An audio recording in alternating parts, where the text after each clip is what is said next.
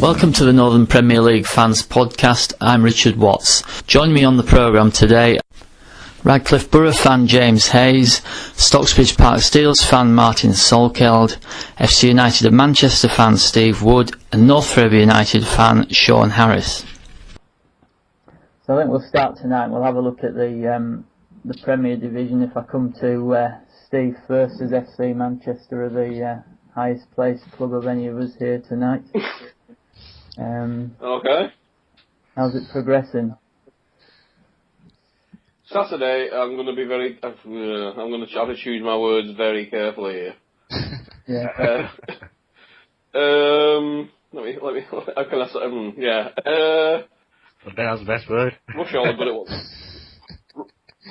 Russia all are good at what they do, aren't they? Like, shall we just leave it at that? Yeah. I don't know if anybody's seen my friends with me on Facebook and saw my rather unhappy status after on the car on the way home, which basically was along the lines of if that's how football's going to be played from now on, I'm doing something else on a Saturday afternoon. Yeah, as bad as that.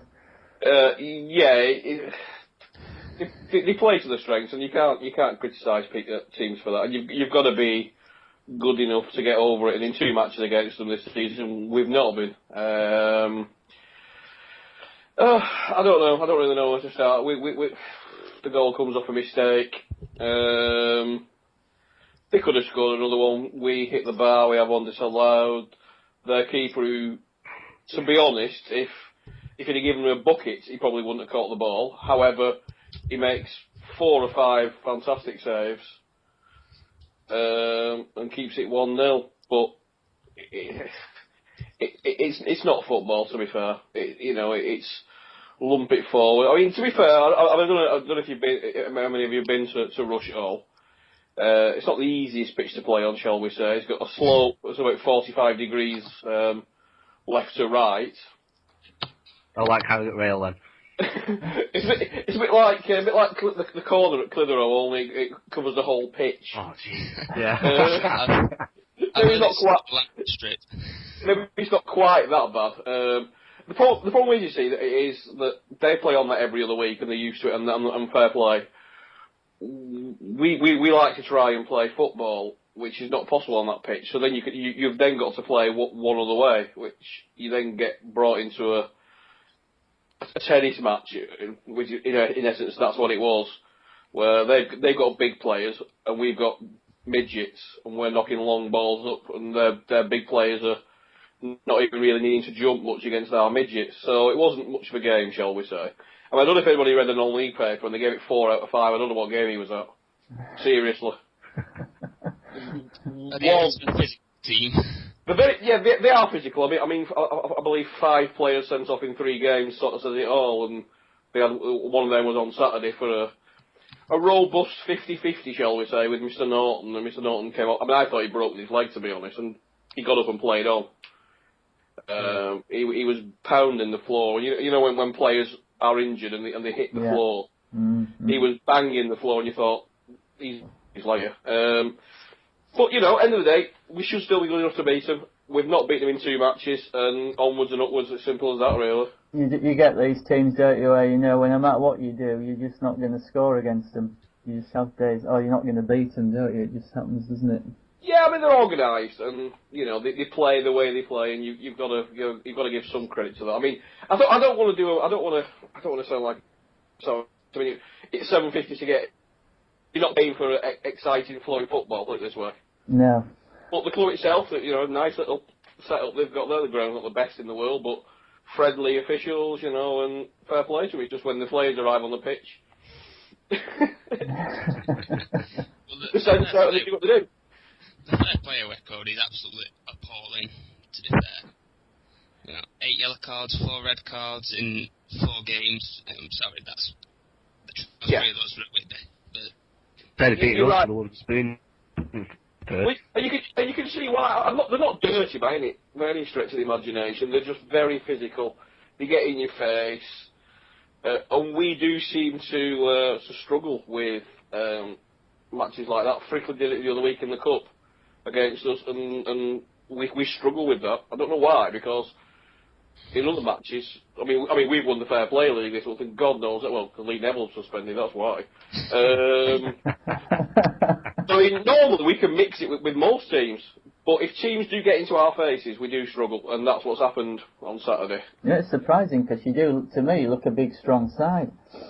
We've got some big players. I mean, Jones and Stones at the back are big, and Spencer's big, but the rest of it, we're cheaper than dwarves. I mean, you know, Norton's up on his own on Saturday, trying to head, and he's what, 5'9", 5'10" at best, against 6'3", 6'4" defenders, and he's never going to win anything in the air. You know, we want to get it down and play at pace where we can, and get Rocker or Wolfenden on the ball, and on that pitch you couldn't do it, and you know when we weren't then good enough to create enough. Not true, we created enough to win, but we weren't good enough to win the game, if you know what I mean. Yeah. And, you know, you've got to move on then. You know, the frustrating thing is, the last 2 weeks we've done well at Marine, we've beaten Matlock, and on both those games the results have gone for us. And the 1 week we lose, everybody else won. You're still pretty well placed, aren't you? I think so. I mean, look, thank you to Kendall for last night, because that's given everybody a bit more hope. And I think I said the other week, I do think Northwich will drop out a bit because of the upheaval that's going on there. You know, it can't be easy for them. No. But I mean, you know, it's all to play for still. You know, I was talking at work today with my friend who plays for Chorley, and you know, my bravado last week when I walked in last Monday morning went, "Ooh, can you feel us down the back of your neck?" Sort of fizzled away on this weekend. So yeah, we'll not talk about it. Yeah, I mean, I think Bradford will finish quite a comfortable second.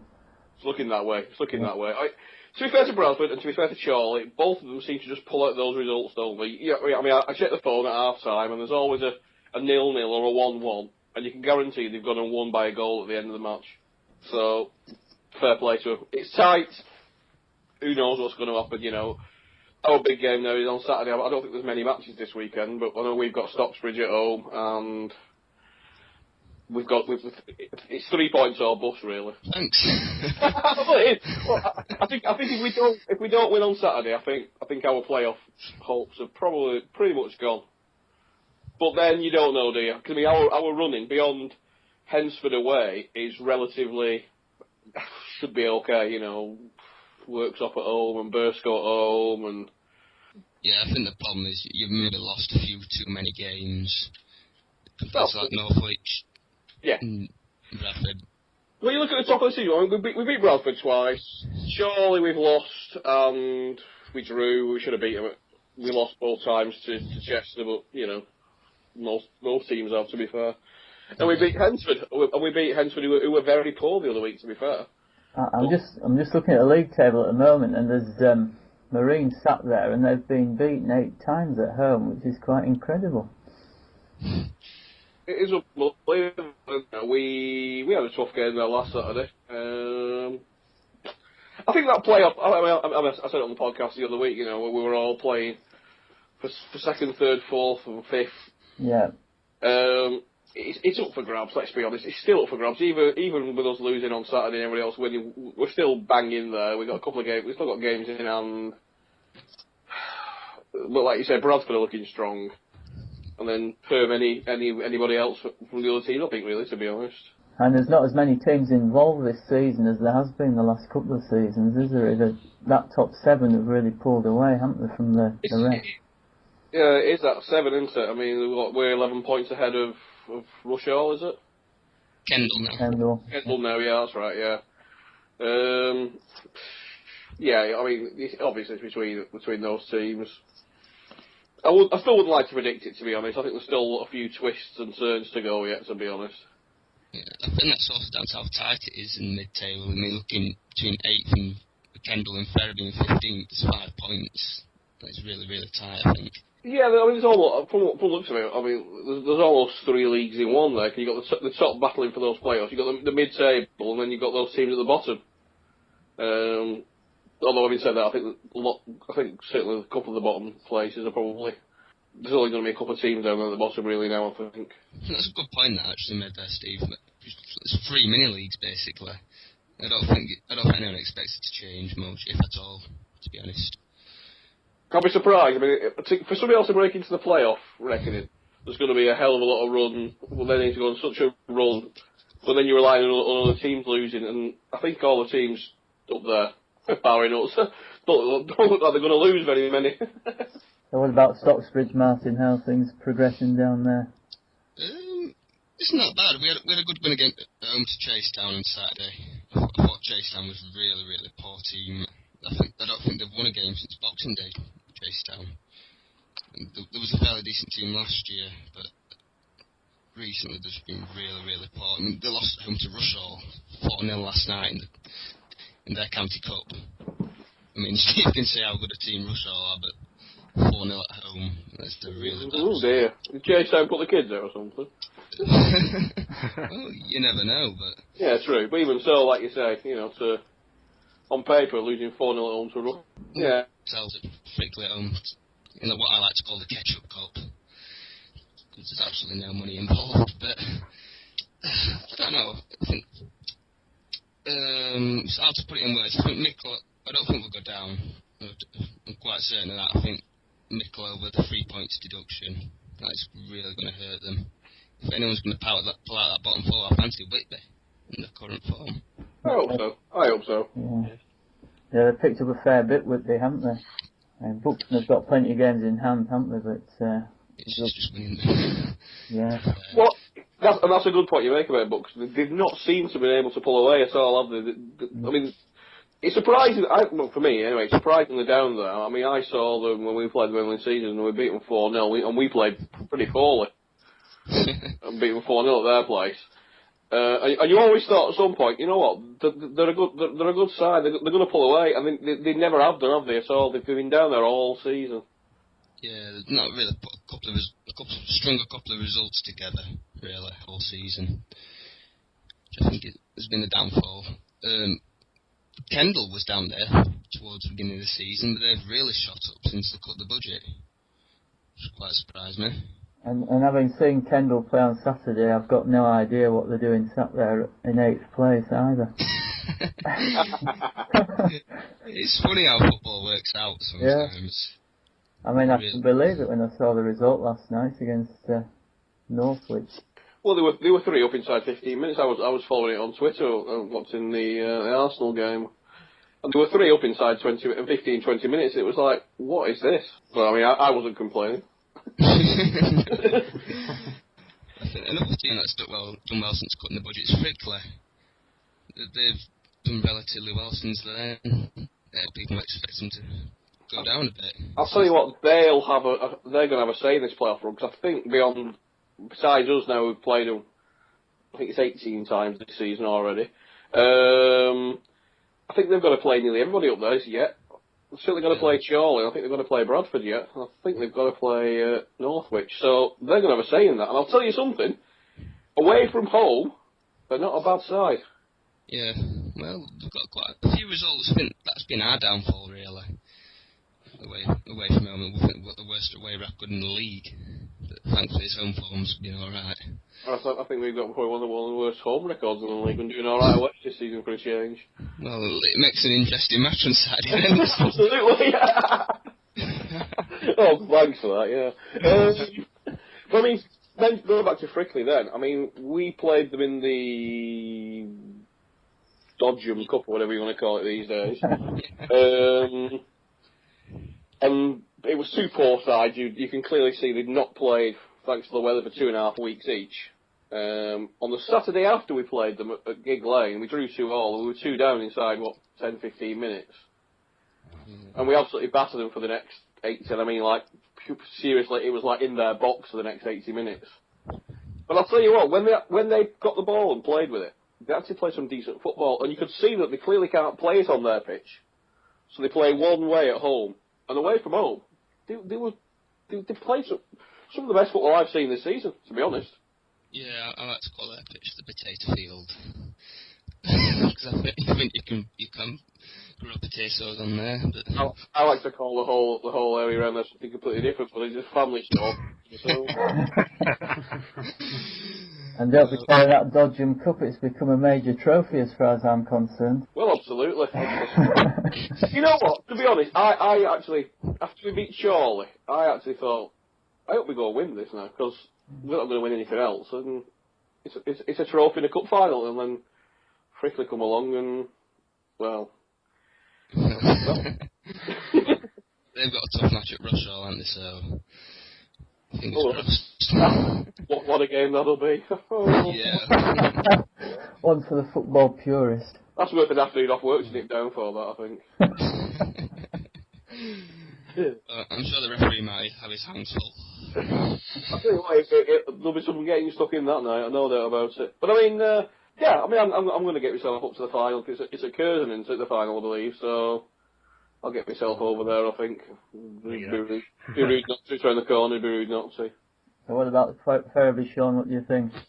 Well, obviously Saturday's a great result. Obviously, when you look at the table and they're above you, and quite above you as well, it's good. Dress rehearsal for the Cup semi as well, so just hope Ferriby pull that out. But yeah, they're doing alright, got the game in hand. And obviously, I know when Billy first came in, he said if we can try and get somewhere near the playoffs, it'd be nice. But obviously, as you were all saying previously, unless anything dramatically changes, how you see the league now is probably going to stay. So as long as we can finish in the top half, it'll be fine. I think the only downside we've had is it looks like every other week we have a new player, and he keeps chopping and changing players left, right and centre. Yeah, there's certainly been a lot of upheaval since that game at Stocksbridge. I mean, I like the look of Ben Hunter, who's come from Matlock, and Lee Morris gives us a different dimension now. We've got a big lad up front. Oh yeah, Lee does. I mean, obviously, like you say, he's big and strong, but Ben is to be fair, is a very good signing. He's very tricky with the ball, and when you look at where he's played before Matlock, over in the States, he's done quite well. A lot of your players who have gone on to be top US players started there, so he comes with a good record. But as I said, the only thing that has been the downside is since Stocksbridge is chopping and changing the players left, right and centre. Yes, I mean, I think there was a lot. There's obviously been a few gone, and good riddance to them as far as I'm concerned. If you don't want to play for the club, you're better off gone.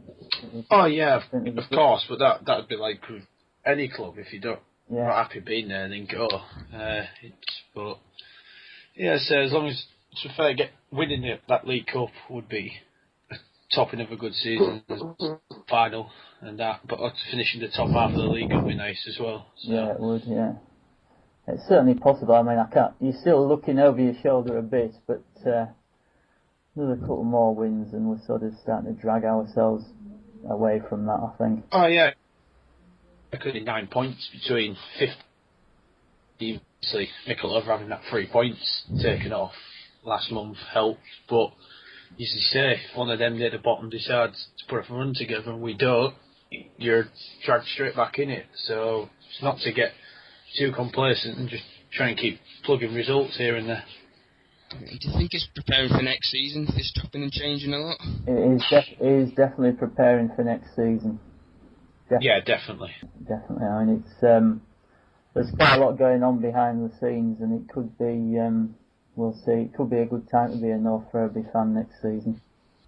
So if we move down to James in Division 1, how's it going down there? We're finally getting somewhere. That's the main thing you can think of. After the January and February we've had, it's just glad to be back winning games, especially after the Kendal semi-final. That was just second half. That was just absolutely shocking. I mean, a 5-2 defeat, and we were on battering them first half as well.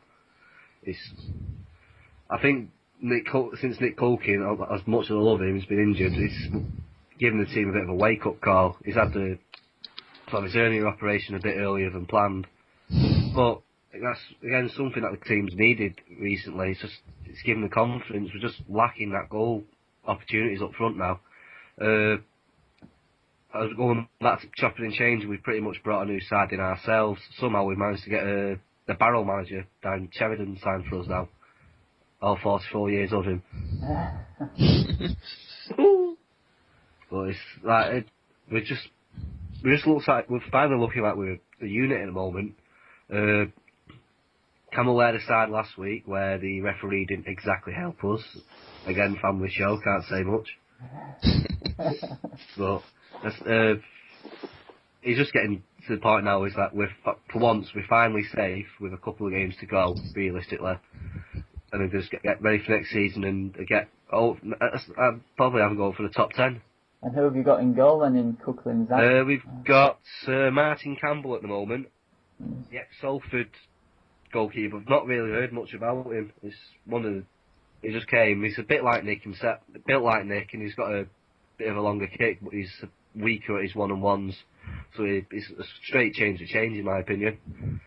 So I've seen Nick and Martin both warming up together and a training session, so it's obviously the experience has been going straight across. The manager seems happy with the situation, and just got to get forward. Hopefully this Saturday against Trafford, just get one over them finally.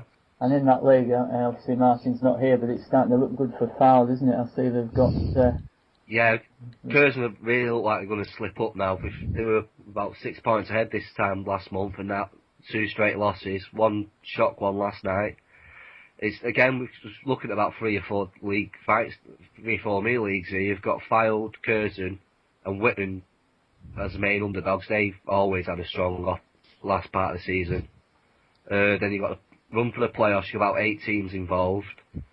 And then down the bottom end, if you take Wakefield out, you've got like 7 teams fighting to stay up. And Camberwell have finally found the form now that they didn't have earlier in the season.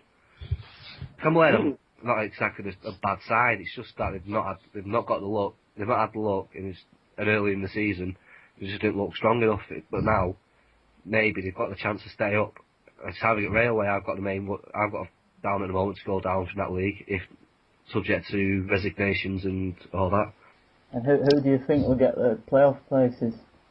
I reckon Garforth have got the best shout of the 3. I think their running's better than everyone else's, although they've still got to come to Borough. Skelmersdale always have a shaky last part of the season. A number of times they've blown up in the last 5 or 6 games. I think Whitton and Curzon are pretty much there. And I think Woodley Sports might just sneak in. About Farsley, I think he's looking quite tight.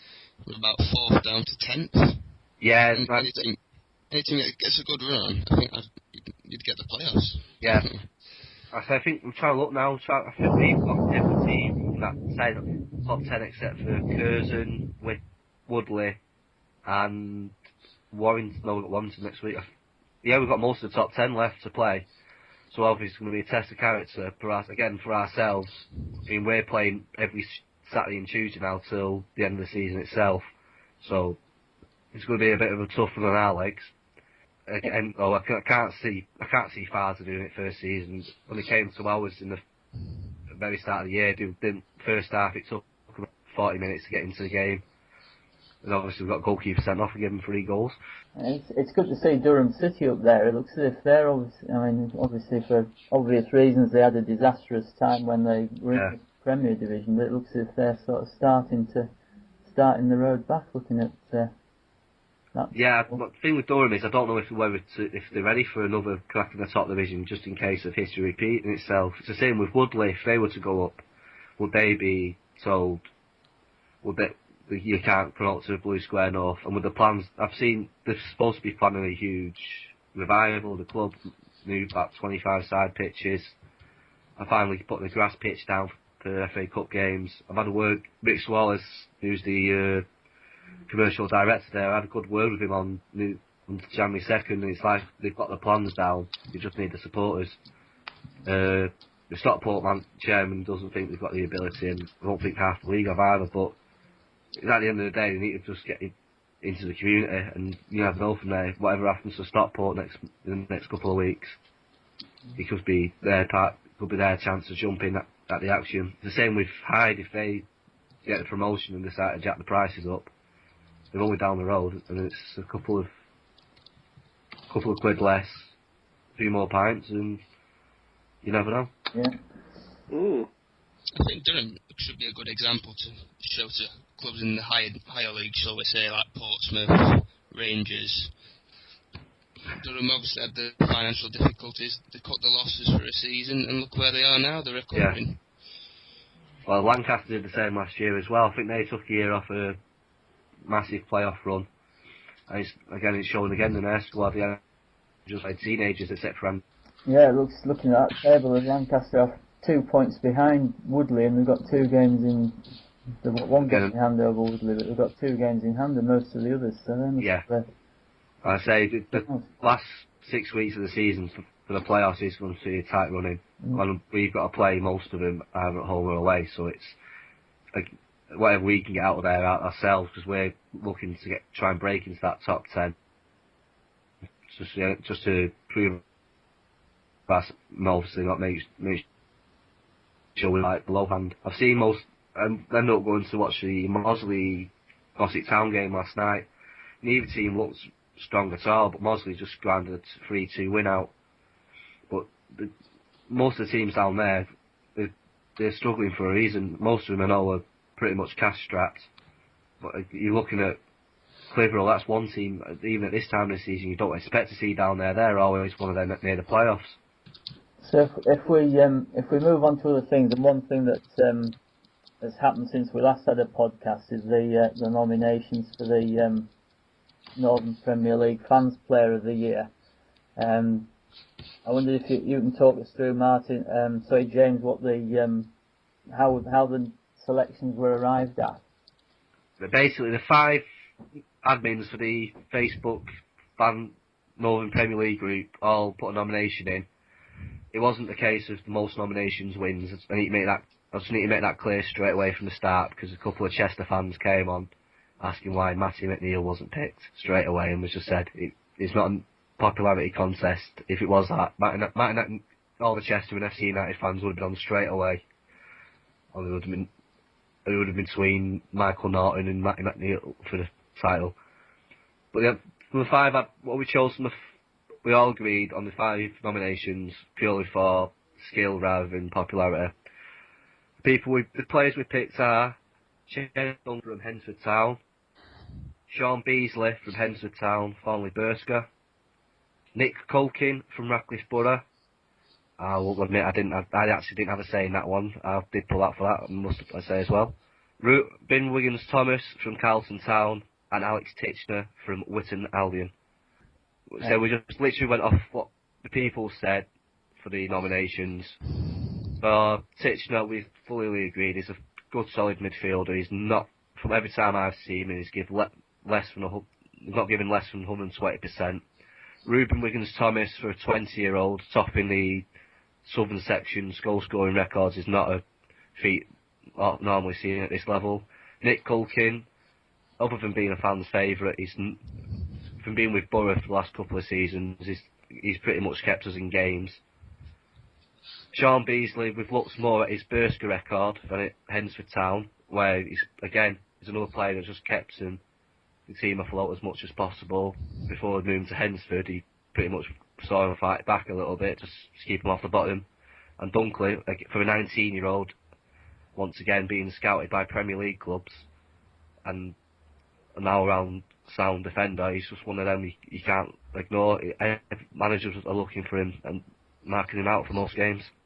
I suppose sort of playing devil's advocate. I suppose that there'll be quite a few people surprised that if you look at the top 7 in the Premier Division, there's only Hensford who've got any sort of in that final shortlist. Yeah. I mean, it may be that there weren't the people. It's just an observation.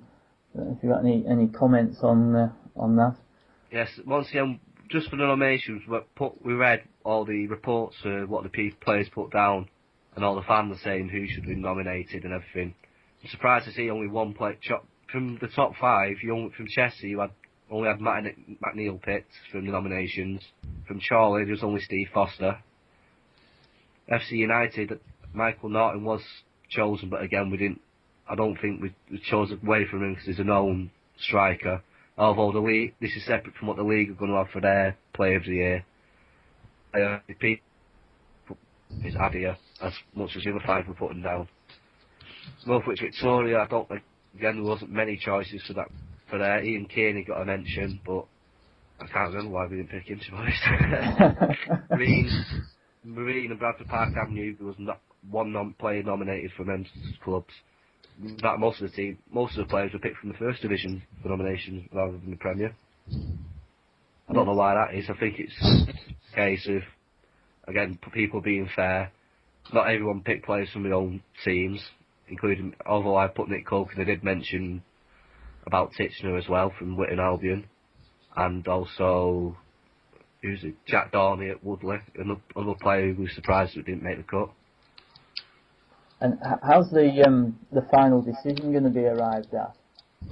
We're in the middle of discussing it at the moment. I think we're going to go similar to what we've done now, just fully discuss, go more into detail, like read match reports and have a look at the situations. We're trying to get a couple of the fans together to have a good argument about why their players should be picked. I don't know if people have seen my tweets about not many people have got back to me. I'm trying to get someone from Carlton to have a quick word, because again, the Southern League's not very recognised within the Facebook group. So obviously we're going to have a discussion, and hopefully by the end of next week we'll know who we've picked as our winner.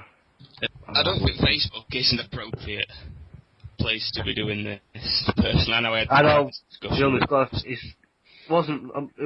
the first time the league have done something like this, so it's a bit of a. But it's the only way at the moment you can get really to the fans. Next year we're going to sit down properly a couple of months beforehand and probably get to as many forums as we can and have a proper voting system to get in, and again discuss it more thoroughly. Hopefully have a few more fans come in rather than just the 5 admins, because obviously we only know about our clubs mainly.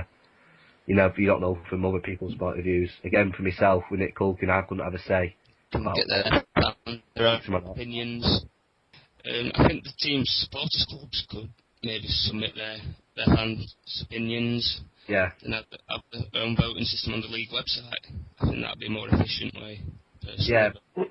So the thing we were trying to avoid with it is obviously being a full-on popularity contest. If you had it just as nominating a player again, you'd have all the Chester, Chorley and FC United fans nominating their players, and seeing people lower down not having a fair enough say. Again, on Facebook you've got more fans from other clubs than you have on, say, Twitter or watching the forums. Not many people will know about the non-league zone forum. Even I didn't know about it until a few weeks ago. Yeah. So it's a bit of an unfair advantage for us why we did it this way this year. So we can have a clear view, just get into it, have a good, fully thought into it, and obviously next year, you never know, it might work differently, we might get a few more people involved to make the final decision. It is on the season, isn't it, and not the calendar year, is that? Yeah, it's on we're doing it from the entire season, so it's not like January to now, or from last April to whenever. It's just literally purely on this season alone. The players we've picked, we think we've made the right ones. I'm surprised I didn't get as many death threats from Chester fans as I said. There was 1 or 2 lurking about, but again, I think I've had on there the Diva chat that there were the 1 or 2 that weren't happy, but again, there weren't that many complaints really. I suppose you're never going to please everyone, to be no, honest. you're never going to. I mean, it's not an easy thing to do, and I agree with what was said before, but doing it on the Facebook side of things, and I had the saying, and I know I said if I was talking from an FC point of view, it'd be Adam Jones, and if I was talking from a league point of view, every time I've seen Ian Howard, he always stands out. So yeah, I'd have thrown a Chester player in there and spat in the spittoon as I did it, type of thing, I say this one's not the actual big one for the night. Yeah, this absolutely. Is just for the fans. The league have got their own. I don't know who's been nominated for that one just yet. I think they're keeping that one more quiet. But I mean, player of the year thing is an interesting thing. I mean, I'm adminning, if that's the right, if I've not just invented a word. Well, I use that word as well. the FC writers. I don't know. You probably don't know. I mean, we have a match report on every single game on our official website, and I'm one of the match reporters. Yeah. And then what I put into place this year, and we're going with, is every single match report has a website man of the match. Yeah. And I'm counting those, and they're purely on how many man of the match awards have been given to each player. Now we've got one player who's at the minute walking away with it. Exactly.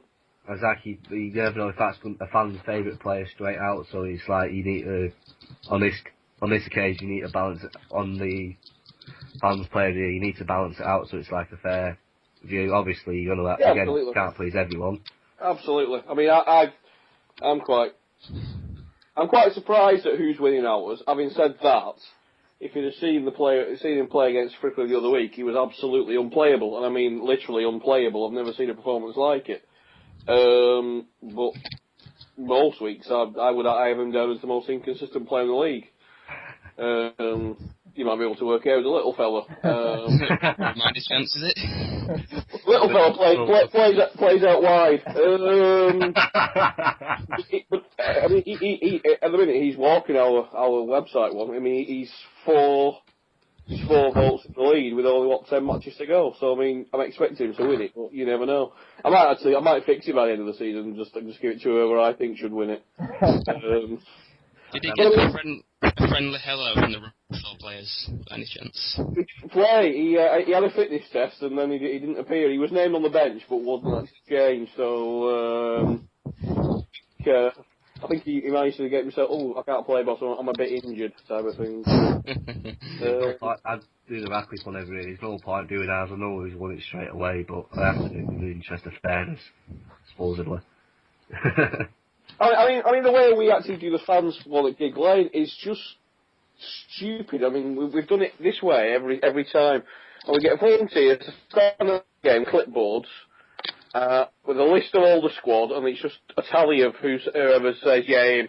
So that is popularity contest, or just, I don't know, I'll put down, I mean, I must admit one year, I think I sort of tried to fix it so Rob Nugent to win it by saying, oh, you don't know, I'll put you on for Nugent, and he didn't win it in the end, but, you know, so it is difficult to do, because without actually doing a proper ballot, and it's not that important that you would do something like that, it is difficult, I think, to actually do Player of the Year things. I mean, yeah, I always go to the FC awards at the end of each season, and the one I'm always more interested in is the Manager's Player of the Year and the Players, to be honest. You know, they're the ones who I hold most sway by. I mean, we all our supporters branch all over the place, and they always give an award. I mean, one year, Jake Cottrell, 2 seasons ago, Jake Cottrell won every single award, and he was abysmal, and he's been pretty poor since. So. Well, saying that, some of our awards we give out are a bit from the comedy side anyway. I think last year we give Shaun Connor the world's biggest divot Mark made. That was off the groundsman, that one. It's like literally massive cake with a picture of the dent in it. Well, I was told to announce it was able to see some space. It probably was. I've seen some of his tackles in the past at other grounds, so. But it is difficult. I agree with what you're saying. You know, you've got to be careful because you want it to reflect the best player and not who everybody's favourite player is, and that's the easiest thing for people to say and do. So, I mean, there's moans that we picked 2 Hensford Town players, but we've made it clear for Sean Beasley's case that he would put it more for his Burscough efforts because since he's gone to Hensford, he's not really performed. Obviously, it was a bit too early to put that effort in for Hensford Town. So. Okay, anything else that anybody wants to raise? I'm quite looking forward to the Lancashire Cup final on Monday, I've got to be honest. Oh, no! Oh, I'm sorry, I know I shouldn't have mentioned it, but... every year we seem to lose at Wayland, every time. We make the semi-final, we have someone who can play against. We wanted Charlie this time purely because it's a rivalry, but... Absolutely, time, we went there thinking we got it. Absolutely freezing cold, -10 weather. Being a pitch wasn't even playable realistically, but again, Well, I'm hoping it's a good game from the point of view of there's loads of us going from work to go and watch Mr. Russell play for Chorley. Yeah. Most of whom are probably either little interest in football or certainly don't know much about non-league football. You know, so it'll be. I'm secretly hoping for a good game, and I can go. This is what I go watching every week, and it is a pub football. It is a good. You know, it's going to be awful now, don't you? Well, everything else that Reebok has been this season. Well, absolutely, yeah, absolutely. But, I mean, it should be a good game, really. I think two relatively decent sides, depending on what sides they put out, but it's a final, so I would have thought first 11s will be in play mostly. I think I might wait for the Manchester Cup final, me personally, but... Oh, well, I might get down to that one as well. Well, it's mostly draws. Again, I think draws normally put the first team off that one, so... Well, they've won it since about 1964, haven't they? Well, we won it since then. Oh, that's true, yeah, I know, yeah. But, yeah, I mean, that should be a good game, and we're quite looking forward to that. And I think it's good that, from the league, that two of our best teams are in the final, I suppose. Not to do anybody else down, of course, but, you know. Well, I'll say, that just makes it even worse, because we knocked out two of the top sides as well. That's Barrow and Fleetwood on penalties. Absolutely, yeah. Well, I was hoping Robin Park were going to get there, because they were doing quite well. I think we all wanted Robin Park there, really. Again, on my part of him being a Charlie rivalry, obviously, but not only that, 'cause he's got half our old squad at Charlie as well to have a good niggle at that. Exactly, yeah. That's the end of today's podcast. Thanks for listening. If you'd like to be on a future edition of the podcast or contact us, please email nplfanspodcast@gmail.com.